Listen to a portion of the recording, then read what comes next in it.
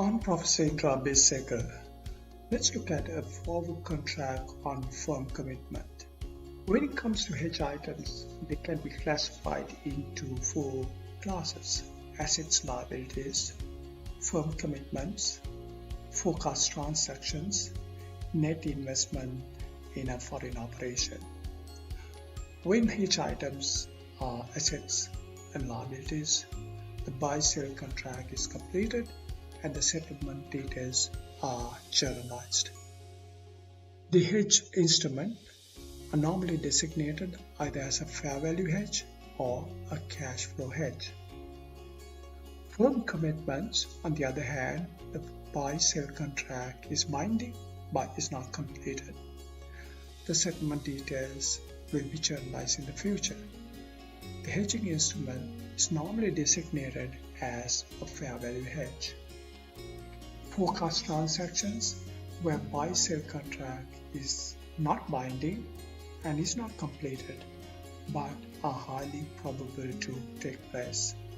Settlement details will be journalized in the future. The hedge instrument is normally designated as a cash flow hedge.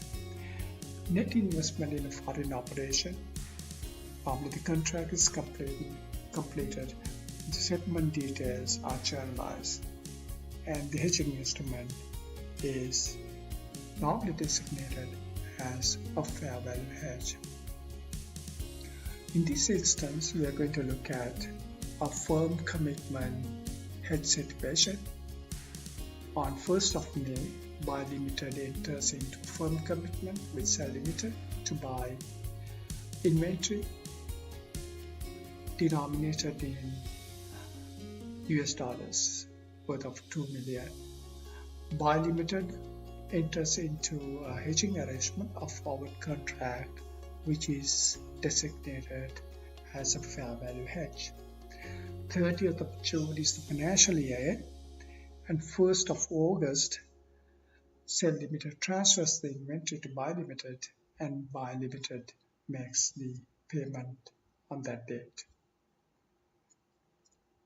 So we're given the spot rates and the forward rates, but when it comes to a firm commitment, the rate applicable to the hedge item is the forward rate.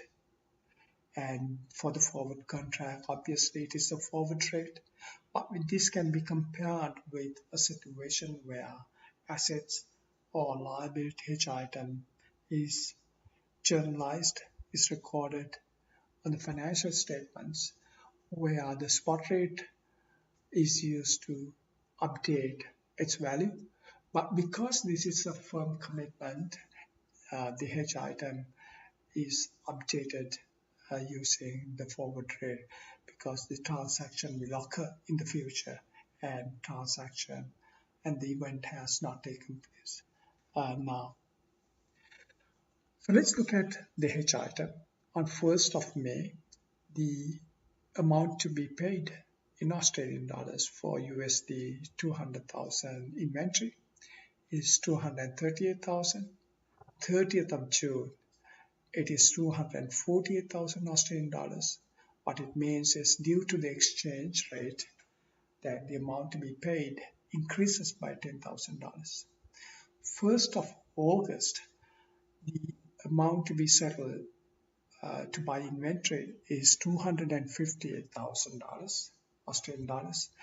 And when compared with 30th of June, that due to exchange rate, further 10,000 Australian dollars have to be paid.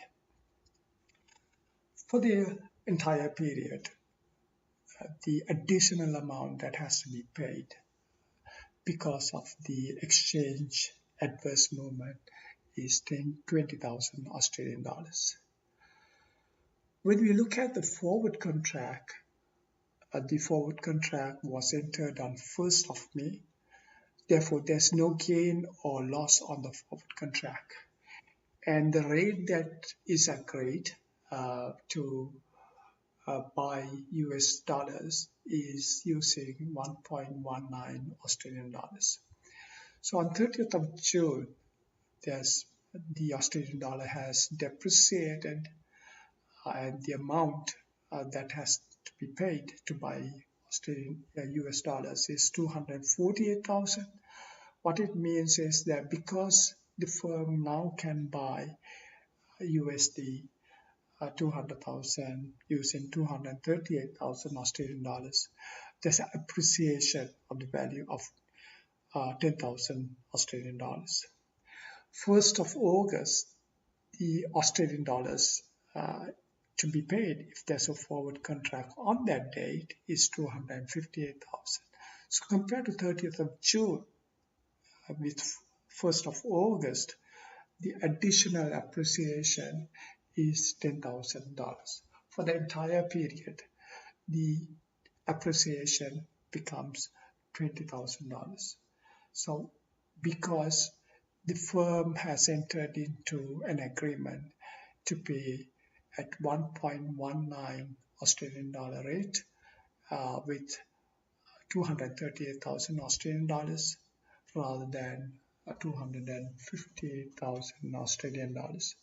What it means is that when the, the, the firm buys US dollars from the bank on the date to be paid to the American supplier of inventory, that it will offer $20,000 worth of cash, because the forward contract is settled on that date, and the net settlement value is being paid to the firm. So in other words, the forward contract can be is bought at 238,000 Australian dollars from the bank and then sold at 258,000 Australian dollars to the bank. When it is bought and then sold, therefore the net difference that has to be paid by the bank is 20,000 Australian dollars.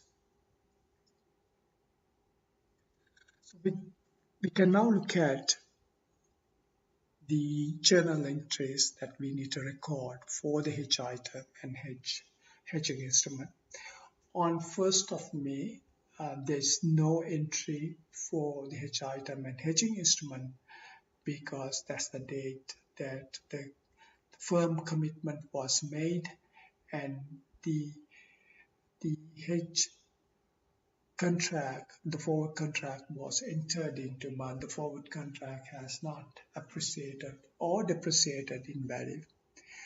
On 30th of June, the contract is been updated for the hedge item, and the loss that's due to the exchange rate is $10,000. So that's recognized as a liability for the unrecognized firm commitment. The inventory value is still not recognized because it's still a firm commitment, but we are recognizing the liability that's related to the unrecognized firm commitment, and the loss is recognized in the income statement. For the forward contract, there's appreciation in value, and the appreciation is recorded as a forward contract asset, and the gain is recognized on the income statement as a gain on forward contract. On 1st of August, hedge item, there's a further loss due to exchange loss, and there's an unrecognized firm commitment of $10,000. Once that is recorded, then the inventory is bought from the supplier on that date, and when the inventory is bought, the settlement is done immediately on that date. The inventory is bought at 238,000. That's the forward rate and firm commitment on that date. So it buys the inventory at $238,000, and there's a unrecognized firm commitment or liability due to exchange loss that needs to be settled, and that's been settled, and the total cash required for that is 258,000. When it comes to the forward contract, there's an appreciation on 1st of August, a further appreciation of the value for contract $10,000, and that's recorded, and the gain is recognized on the income statement. And on that date, the forward contract is settled. This forward contract is being bought at a lower price and then sold back to the bank at a higher price. So what it means is that the bank then has to offer cash for because the firm is now selling at a higher price because the forward contract rate has increased, appreciated in favor of the firm. So the cash that's received is $20,000, and the forward contract is now settled on a net basis of $20,000. If you look at the individual accounts, on the cash account, there was $20,000 cash received from the forward contract. This was due to the gain on the forward contract due to the appreciation on the forward contract. Then cash of $258,000 was paid to buy inventory, but the value of the inventory was $238,000. An additional amount of $20,000 was paid due to the loss on exchange. And when we look at the debits and the credits and add them up, our trial balances on the debit side and the credit side.